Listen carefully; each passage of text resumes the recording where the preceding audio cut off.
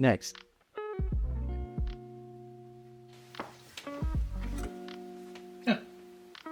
Wait.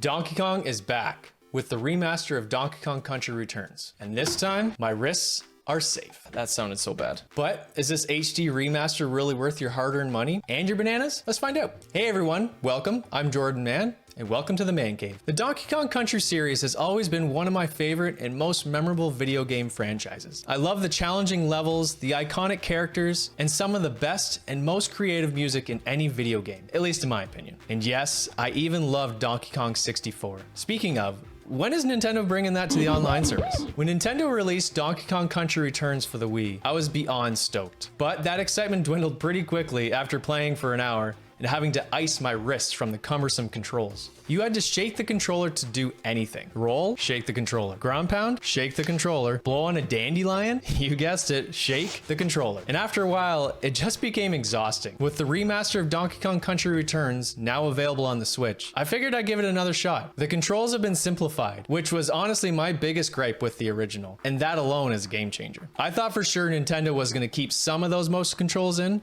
but they didn't. Nintendo is great at analyzing what works with consumers and what doesn't. In a side-scrolling platform like Donkey Kong Country Returns, they just didn't make sense. Now, with the Switch version, we finally get a proper, responsive control scheme that makes the game way more enjoyable. Another major improvement, the graphics. Everything is brighter, smoother, and more polished. Donkey and Diddy Kong look exactly like their classic renders. No more squinting and using your imagination like in the old SNES days. Oh, come on, I can't see that. Remember those 3D renders from the instruction manuals? Well, now they actually look like that in the games. It's amazing how far we've come. I feel like such an old man being amazed by 1080p graphics. Holy shit!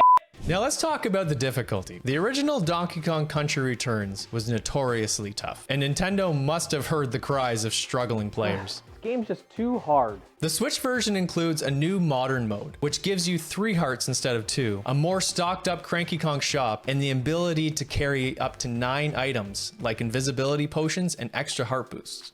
Some might say this makes the game too easy. I'm not sure who. Okay, well now this is just too easy. But personally, I think it's a nice option to have. Those minecart levels are still just as brutal as I remember them, so don't expect a total cakewalk. They still have those mindless minions meandering through the levels that are easy to kill, but pay attention. The terrain in the levels is much more thought-provoking, with walls you have to climb, spinning wheels, or moving platforms you have to time just right in order to jump across a gap, and could cause you to lose focus of what or who is around you. The story? Pretty familiar. DK's sleeping, someone steals his bananas, and he sets off to get them back. If the story works, why change it, right? But what has changed are the villains. Instead of the classic Kremlins, Donkey and Diddy face off against living tiki masks that hypnotize the island's animals into fighting for them. It's a fresh twist, and it works well within the game's vibrant aesthetic. Speaking of visuals, one of my favorite aspects of this game is how it plays with perspective.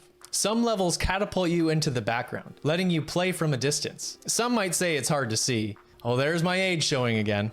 But it was such a cool concept at the time. I remember seeing it in the original trailer and thinking, I've never seen that in a side scroller before. Another standout design choice, the dusk levels, where Donkey and Diddy, along with the ground, appear as silhouettes against a colorful, glowing background.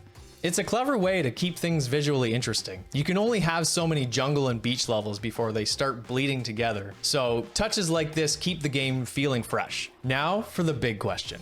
Is this game worth its $59.99 price tag? This is technically a retro game. It was originally designed, built, and sold 15 years ago. So, is it justifiable to charge full price for an HD remaster? Well, let's break it down. When Donkey Kong Country Returns launched on the Wii, it cost $49.99. Adjusted for inflation, that's about $72.21 today. So technically, we're paying less than we did back in 2010. So stop your whining. Honestly, we've been pretty lucky that game prices haven't risen directly with inflation. If they had, we'd probably be spending over $100 per game today. So in that sense, I think the price is fair, but I get why some people would hesitate to buy it at full price. At the end of the day, Donkey Kong Country Returns HD is still an absolute blast. I had forgotten so much about this game since my Wii days, and playing it again with improved controls and visuals has been amazing.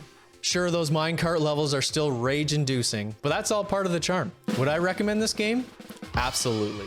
Younger players might struggle a bit, but for those seasoned gamers, it's a great challenge to keep your mind sharp. So, are you picking up Donkey Kong Country Returns HD, or are you gonna pass on it? Let me know down in the comments. And if you like this review, go bananas on that like button, and check out my other video on the long-awaited Switch 2 right here. And I'll see you all in another video.